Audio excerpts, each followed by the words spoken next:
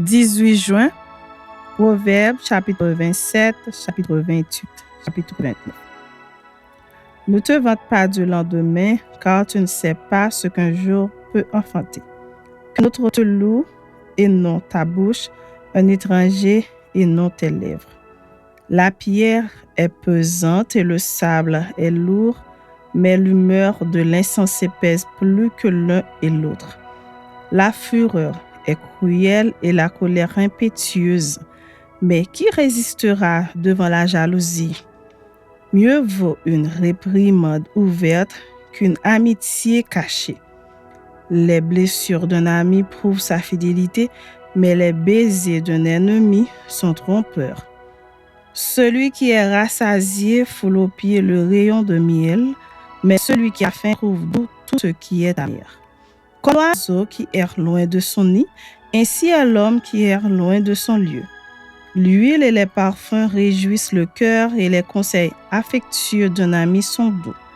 N'abandonne pas ton ami et l'ami de ton père et n'entre pas dans la maison de ton frère au jour de ta détresse.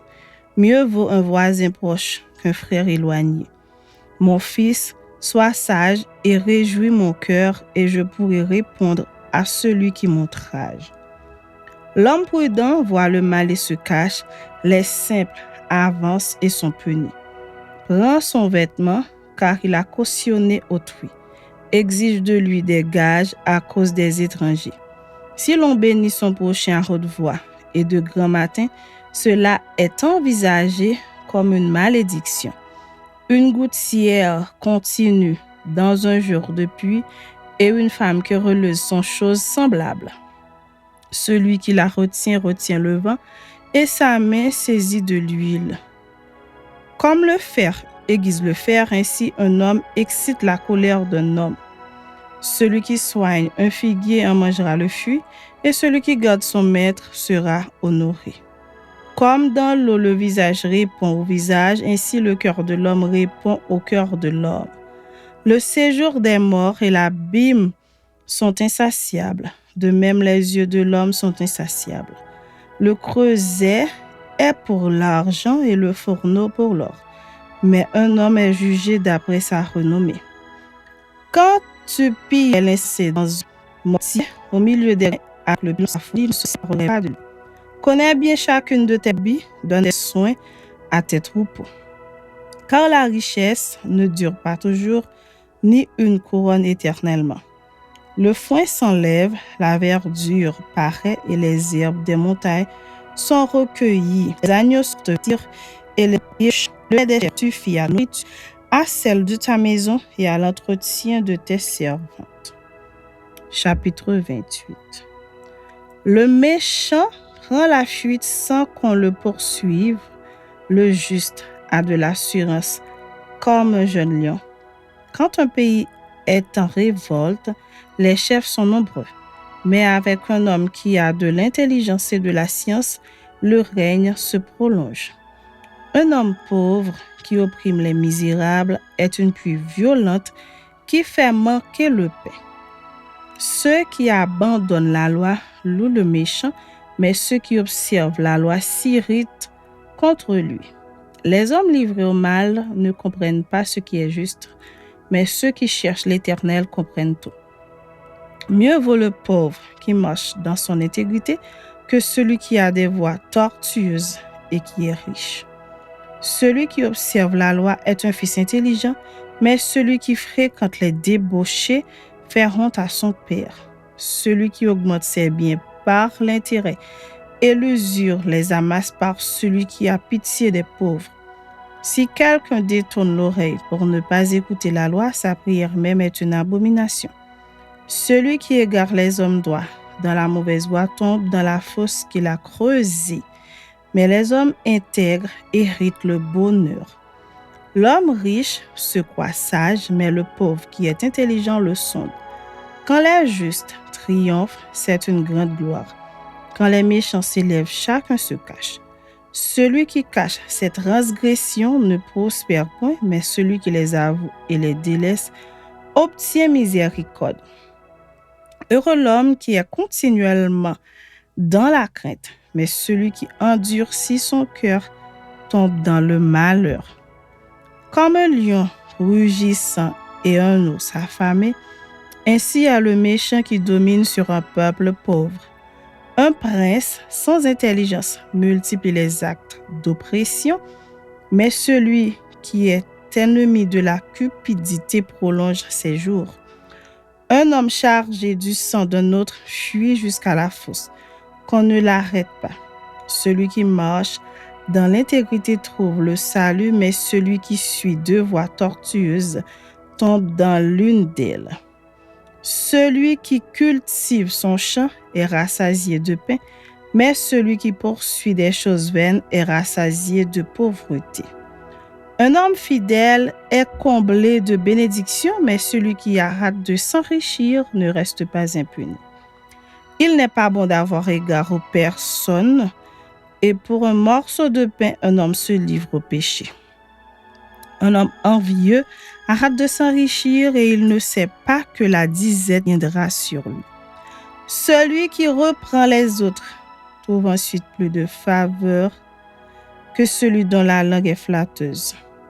Celui qui vole son père et sa mère et qui dit « ce n'est pas un péché » est le compagnon du destructeur.